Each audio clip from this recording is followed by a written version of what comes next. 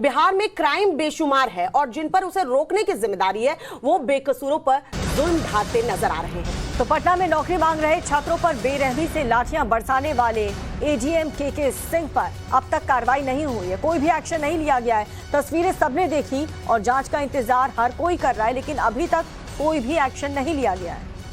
इस बीच पटना में पिटाई में घायल अनिसुर रहमान ने बड़ी बात कही है।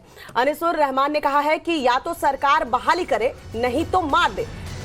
रहमान ने कहा कि नीतीश जी बहाली करे नहीं तो सत्ता छोड़ दे। साथ ही अनिसुर ने कहा है कि तिरंगे के साथ अपमान बर्दाश्त नहीं करेंगे।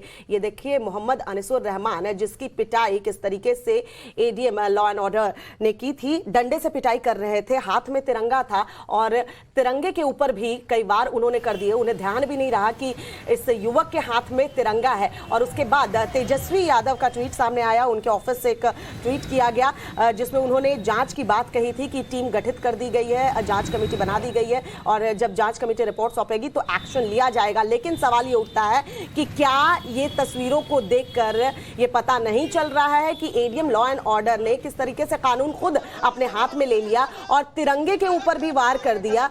एक के बाद एक वार करते देखे गए, इनके ऊपर अभी तक कार्रवाई क्यों नहीं हुई? 4 साल से तकरीबन हम लोग बेरोजगार बैठे हुए हैं। 3 बार सीटेट क्वालिफाइड किए हैं, ठीक है। 14 दिन के कट ऑफ के कारण 3-13 हमारी जिंदा, वैसे भी तो जिंदा लाशें बनाया हुआ है ना जी। बना के मार दो ना, उससे अच्छा नहीं बहाली करोगे मार दो। हम पहला मेरा डिमांड ये है कि तिरंगे का जो अपमान हुआ है वो हम जिंदगी भर बर्दाश्त नहीं करेंगे। दूसरा हमारा डिमांड है, अगर नीतीश सरकार अपनी सत्ता और अपना कुर्सी बचाना चाहती है तो उसको 2022 में ये 7वां चरण कंप्लीट करना हो, चाहे उसके लिए उनको जो करना पड़े प्राथमिक विज्ञप्ति 1 to 5, 6 to 8 उनको जारी करना है। हमारा पहला मांग ये है कि आप संपूर्ण बहाली का नोटिफिकेशन इस 5 दिन का अल्टीमेटम हम दें, नहीं तो ईंट से ईंट बजाने का मैं काम करता। हम शहीद होने के लिए तैयार हैं इस बार। तो पटना की ये तस्वीर जब पूरे देश ने देखी तो बिहार सरकार बैकफुट पर आ गई, क्योंकि एक हफ्ते पहले ही नीतीश कुमार ने 20 लाख नौकरियों का वादा किया था। डिप्टी सीएम तेजस्वी यादव ने कहा कि एडीएम लॉ एंड ऑर्डर के खिलाफ जांच होगी। तो हमने मामला जो है उनसे समझा और हमने पूछा कि भाई क्या कार्रवाई की जा रही है। तो उन्होंने कहा कि एक जांच कमेटी बना दी गई है, दोषी पाने पे उनको सजा मिलेगी। हम यही सारे विद्यार्थियों से अपील करेंगे कि आप लोग थोड़ा धैर्य रखिए, उसी दिशा में हम लोग काम कर रहे हैं और हमारी तो लड़ाई रही है रोजगार को लेकर के, नौकरी को लेकर के।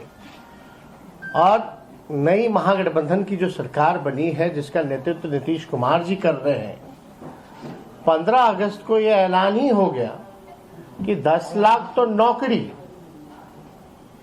और उसके अलावा भी रोजगार की व्यवस्था कराएंगे, उसको 20 लाख तक पहुंचाएंगे। तो 20 लाख तक जो है वो नौकरियां एक तरीके से देंगे। 10 लाख सिर्फ नौकरी और 10 लाख एडिशनल कह रहे हैं कि रोजगार हम उपलब्ध कराएंगे। और देखिए जब रोजगार मांगने के लिए युवक जो सड़कों पर उतरे युवा, तो किस तरीके से लाठियां उनको मिली है। साकेत हमारे सहयोगी हमारे साथ जुड़े हुए। साकेत, जांच के लिए टीम बनाई गई है, कौन ये जांच कर रहा है? अभी तक के सिंह के ऊपर कार्रवाई क्यों नहीं हुई है? डीएम से जो रिपोर्ट मांगी गई है, डीएम ने अपने बयान में क्या कुछ कहा है?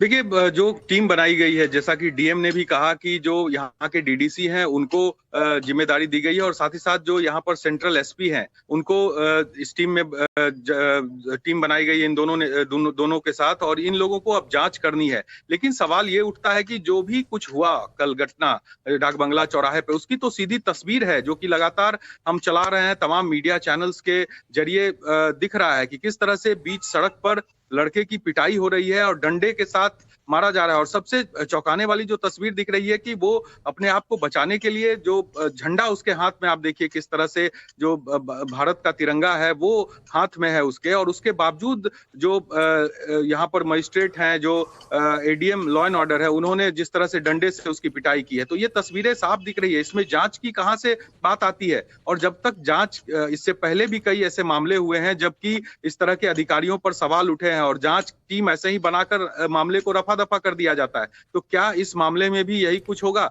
एक तो एक छात्र साकेत, अगर एडीएम पर कार्रवाई करने में अगर इतना वक्त लग रहा है तो सोचिए इन युवाओं को नौकरी देने में बिहार में कितना ज्यादा वक्त लग जाएगा। बहुत बहुत शुक्रिया साकेत आपका इस जानकारी के लिए।